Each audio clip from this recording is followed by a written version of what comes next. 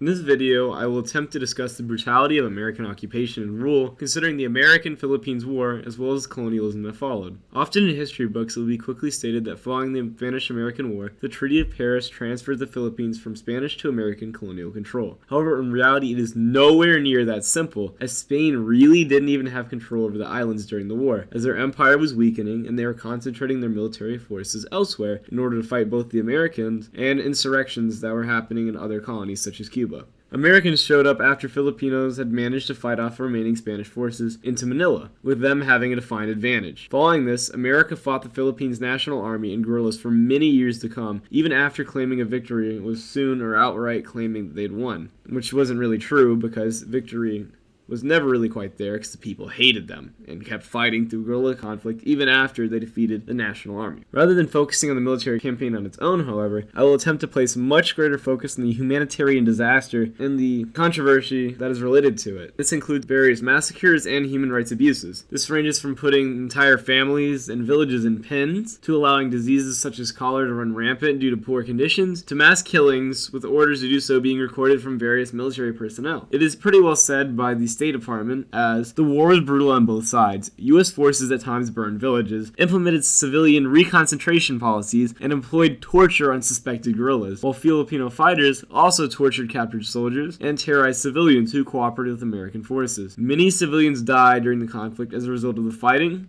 cholera, and malaria epidemics, and food shortages caused by several agricultural catastrophes. What this doesn't say, though, is that many more of these civilian deaths were caused by Americans, and many more Filipino fighters and civilians died than American soldiers on a significant scale. The United States long tried to cover up any media coverage, and what media coverage there was, they blamed for their struggle in subjugating the people of the Philippines, while ignoring the logistical and humanitarian nightmare they had created, as the people did not want them there, and it was extremely expensive to constantly ship in more troops and supplies. The agricultural destruction that resulted starved and weakened many people, increasing their hatred. Guerrilla fighters would cut up soldiers whenever they wandered too far from their base, and as a result, the United States became increasingly brutal, even going as far to depopulate entire areas to concentration camps. No matter what military victory seemed to achieve, the people still hated them. Hence why this war is sometimes referred to as the First Vietnam. That was an overall summary of the conflict. The amount of civilians and military casualties is heavily disputed, ranging from 250,000 to 1 million civilians or more being killed. These numbers are complicated by the effects of disease, as well as when the war should be considered actually over, due to continued and sizable insurgency movement, with resultant backlash against civilian populations by United States Armed Forces. Even after the war, there was still guerrilla fighting, and punishment and worsening conditions for the civilian populace are thought to be significant factors in 200,000 people dying of cholera in 1902, with disease being part of greater war crimes such as massacres and forced terrible conditions in aforementioned concentration camps to prevent further insurgency. The exact number of people that died is still contested to date during the actual war and subsequent indirect violence. As I've said before, this is due to civilians being punished for the actions of guerrillas. Rudolf Rommel, sorry if I mispronounced his name, or any following names, claims that 128,000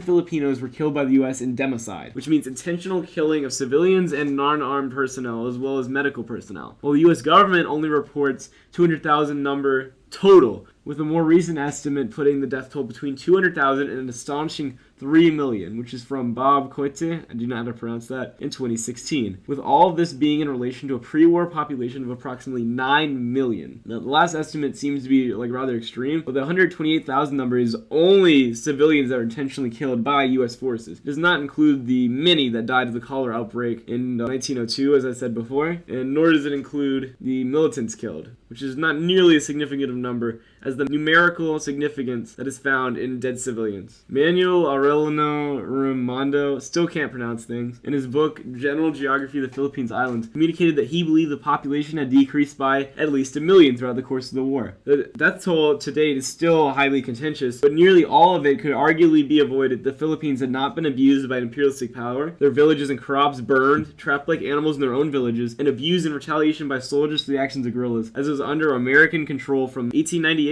until 1946, but not without long attempted, organized, and scattered resistance efforts against this unjust colonization. During World War II, it was taken over by the Japanese, where the people suffered terribly, and upon the war's end, the United States stayed true to its agreement of giving them independence. The main difference was that the guerrilla war efforts against the Japanese were much more effective than they had been against the Americans during its 3-year incursion into their territory.